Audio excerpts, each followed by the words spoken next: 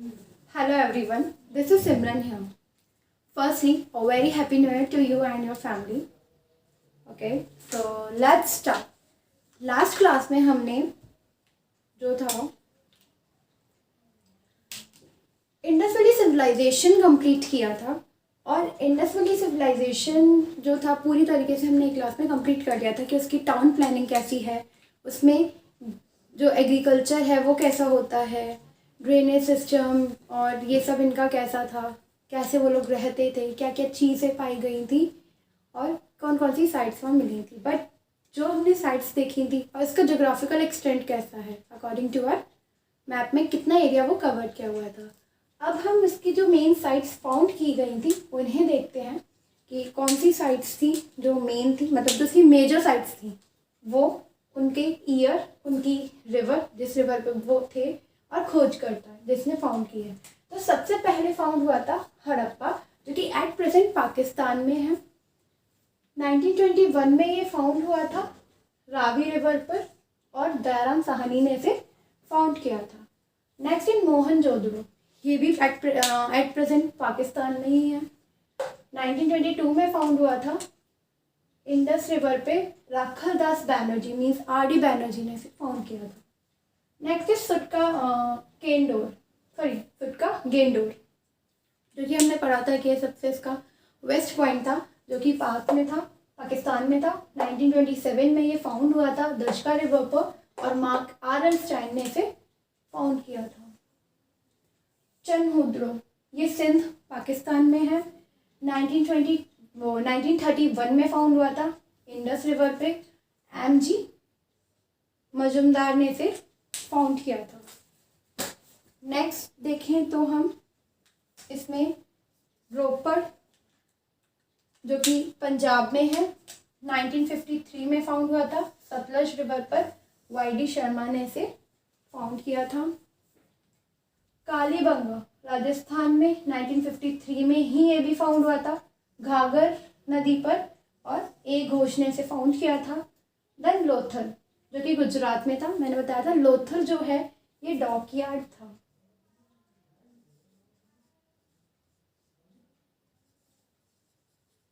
Dockyard means बंदरगाह। लोथल जो था 1955 में फाउंड हुआ था भोगवा नदी पर, ऐसा राव ने इसे फाउंड किया था। आलमगीरपुर, ये इसका सबसे ईस्ट पॉइंट था जो कि यूपी एट प्रेजेंट मेरठ है। ये 1958 में फाउंड हुआ था हिंडन नदी पर और ये भी वाई डी शर्मा ने फाउंड किया था। इसके अलावा दो तीन और ऐसी साइट्स हैं जो इम्पोर्टेंट मानी जाती है, मीन्स जिसको आपको पता होना चाहिए कि ये साइट्स जो थी इंडस वैली सिविलाइजेशन में फाउंड हुई हैं और कब फाउंड हुई, किसने फाउंड की और किस नदी पर है, तो उन्हें देखते हैं। और इसे आर एस बिष्ट ने फाउंड किया था।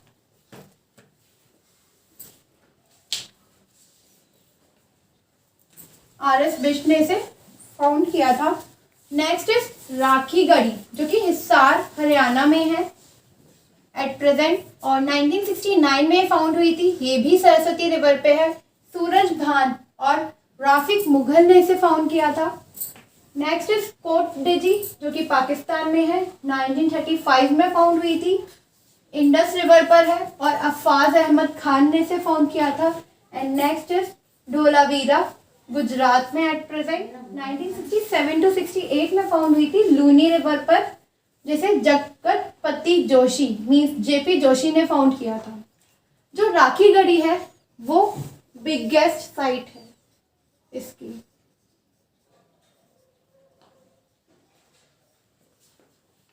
और धोलावीरा जो है वो लार्जेस्ट साइट मानी जाती है। तो ये कुछ इंपॉर्टेंट साइट्स थी, वैसे काफ़ी सारी साइट्स फाउंड हुई थी बट जो मेजर साइट्स है जिनके बारे में जनरली क्वेश्चन बनते हैं वो यही थी। और इनकी जो मेन क्वेश्चन बनते हैं इनकी नदी पर, इनके खोजकर्ता पे बनते हैं, मीन्स किसने फाउंड की, कौन सी नदी पर है, एट प्रेजेंट कहाँ पर है, किस सन में फाउंड हुई। इसके बाद अब हम देखेंगे कि इन जगह पे क्या क्या एविडेंसेस या क्या क्या सोर्सेज पाए गए थे, किस जगह कौन सी चीज़ फाउंड हुई थी। तो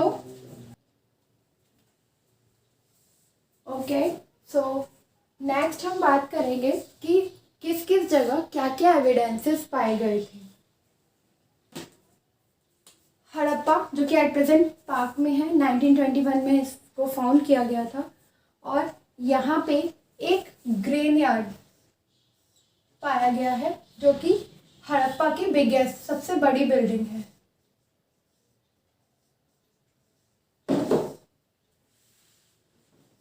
सबसे बड़ी बिल्डिंग है हड़प्पा की।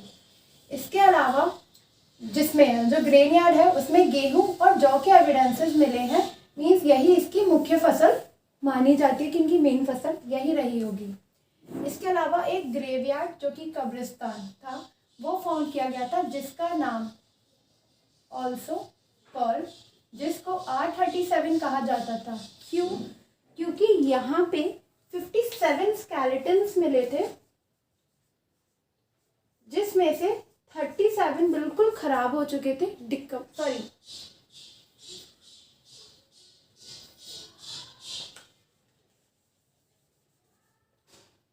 जिसमें से 20 जो थे वो बिल्कुल डिकम्पोज हो चुके थे और बचे वाले 37 पर ही रिसर्च हो पाई थी, इसलिए इसको R37 का नाम दिया गया। इसके अलावा एक गॉडेस ऑफ फर्टिलिटी का स्टैचू भी यहाँ मिला है। इस स्टैचू में क्या था, एक स्त्री दिखाई गई थी और उस स्त्री के गर्भ से एक पौधा उगता हुआ दिखाया गया था जो एक फर्टिलिटी का सोर्स माना गया। और इसको जो ये थी ये भी हड़प्पा में फाउंड हुआ। इसके अलावा बटन्स जो थी, मतलब सील्स पाई गई थी बटन शेप्ड की, छोटी छोटी सील्स मीन्स मोहरे भी यहाँ से फाउंड हुई थी। इसके अलावा मोहनजोदड़ो जो कि ये भी एट प्रेजेंट पाकिस्तान में ही है, यहाँ से की सबसे बड़ी बिल्डिंग दैट इज ग्रेनरी। ठीक है, यहाँ पे ग्रेनरी जो थी वो इनकी सबसे बड़ी बिल्डिंग थी जो पाई गई थी। यहाँ पे लोग अपने एग्रीकल्चर का फूड स्टोर करके रखते थे। इसके अलावा फेमस बिल्डिंग जो थी इसकी वो थी ग्रेट बाथ। ये मैंने आपको बताया था कि ग्रेट बाथ जो था एक बहुत बड़ा स्विमिंग पूल टाइप का हुआ करता था और यहाँ पे रिचुअल्स, ये लोग अपने रस्म और रिवाज के लिए ज़्यादातर इसको यूज़ करते थे, जिसके 6 एंट्रेंसेस थे एंड विथ वगैरह भी इसकी काफ़ी बड़ी थी। Next is statue of Nataraja. Nataraja का स्टैचू भी हमें यहीं से मिला था, दैट इज जो कि लॉर्ड शिवा का था। Statue of Pashupati Nath, Lord Shiva का ये स्टैचू भी हमें यहाँ से मिला था। इसके अलावा एक प्रीस्ट किंग का स्टैचू मिला है, एक डांसिंग गर्ल का मिला है जो कि ब्रोंज का बना हुआ था, और स्वास्तिक सिंबल भी हमें मोहनजोदड़ो की साइड से ही मिला है। अगर हम चंदहुडरों की बात करें, ये भी पाकिस्तान में था और ये ओनली रूरल साइट मानी गई थी सिविलाइजेशन की। भले ही इसकी रूरल साइट थी क्योंकि यहाँ घर कच्चे पाए गए थे और पक्की ईंटों के नहीं थे, इसलिए ये इसकी मतलब ओनली रूरल साइट थी। मीन्स जो गांव वाला इलाका रहता है वो था इनका ये इस सिविलाइजेशन का। लेकिन फिर भी यहाँ का जो ड्रेनेज सिस्टम था, जो इनकी नालियाँ वगैरह थी, वो बिल्कुल वैसी ही थी जैसे कि इनकी अर्बन सिविलाइजेशन में मीन्स नगरीय सभ्यता में थी। वैसी पक्की नालियाँ थी, स्टोन से कवर्ड करके रखते थे ये लोग। नेक्स्ट, चंदहुदड़ों में लिपस्टिक के सोर्सेस पाए गए हैं, लिपस्टिक के एविडेंसेस मिले थे और बैंगल्स के भी। इसके अलावा एक पिक्चर मिली है जिसमें कुछ प्रिंट्स, ऐसा बोला जाता है कि प्रिंट मिले थे जिसमें एक कैट को एक डॉग फॉलो कर रहा था। मीन्स बिल्ली का पीछा करते हुए कुत्ते की प्रिंट्स मिले हैं। बिल्ली का पीछा कर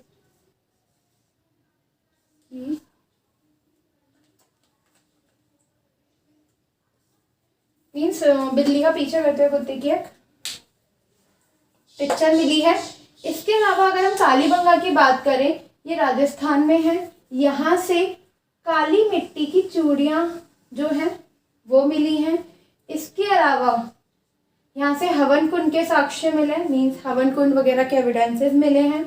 जुते हुए खेत और हल के साक्ष्य यहीं से मिले हैं। और bones of a camel means ऊंट की हड्डियों के साक्ष्य भी हमें कालीबंगा से मिले हैं। नेक्स्ट है हमारी लोथल। ये भी बताया था कि जो लोथल था यहाँ पे एक पोर्ट माना गया है इस सिविलाइजेशन का, ये बंदरगाह था, डॉकयार्ड। और यहाँ से ही चावल के एविडेंसेस मिले हैं, चावल के अवशेष।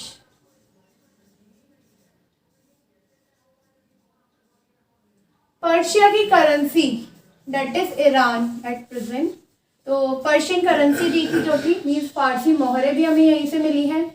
घोड़े और जहाज की आकृतियां मिली हैं। इसके अलावा मम्मी के एविडेंसेस मिले हैं। मैंने आपको लास्ट क्लास में भी चीज़ क्लियर की थी कि इस सिविलाइजेशन के लोग जो थे वो लाइफ आफ्टर डेथ पे बिलीव करते थे। मीन्स वो कहते थे कि सिर्फ एक इंसान की डेथ होने पे, मरने पे ज़िंदगी ख़त्म नहीं होती, लाइफ ख़त्म नहीं होती, वो कंटिन्यू रहती है आफ्टर डेथ भी। मीन्स मरने के बाद भी इंसान की जो ज़िंदगी है वो चलती रहती है, ऐसा ये लोग बिलीव करते थे। तो यहाँ पे एविडेंसेस भी मिले हैं मम्मी के।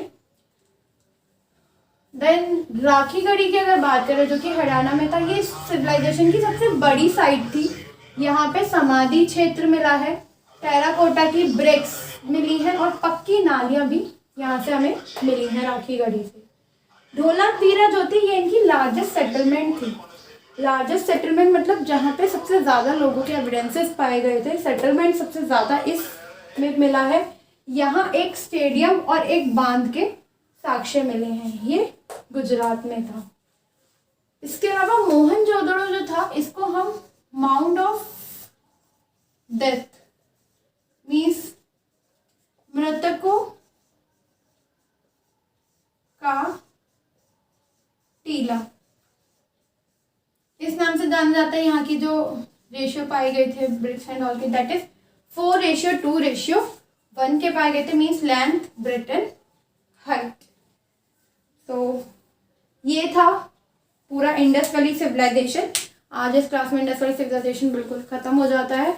वैसे लास्ट क्लास में ही हो गया था और इसका एंड मैंने आपको बता ही दिया था। सिविलाइजेशन के एंड के लिए काफ़ी कॉन्ट्राडिक्शंस थे, मीन्स पता सबके अपने हिस्टोरियंस के अलग अलग व्यूज़ रहे थे। किसी ने कुछ दिया, किसी ने कुछ कहते हैं डिफॉरेस्टेशन से हुआ, कुछ कहते हैं आर्यंस के इन्वेजन से हुआ, मीन्स आर्यन ने आक्रमण कर दिया। इसके अलावा कुछ कहते हैं कि नेचुरल फोर्सेस मीन्स जो अर्थक्वेक मतलब भूकंप या बाढ़ आने की वजह से हुआ। तो काफ़ी सारे रीजंस बताए गए हैं, बट हम मानते हैं कि फ्लड मीन्स बाढ़ के आने से इस सिविलाइजेशन का एंड हुआ था। End of this civilisation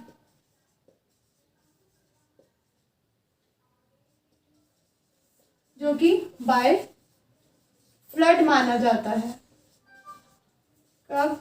1750 BC में। इस सिविलाइजेशन का अंत इस सभ्यता का अंत बाढ़ से हुआ।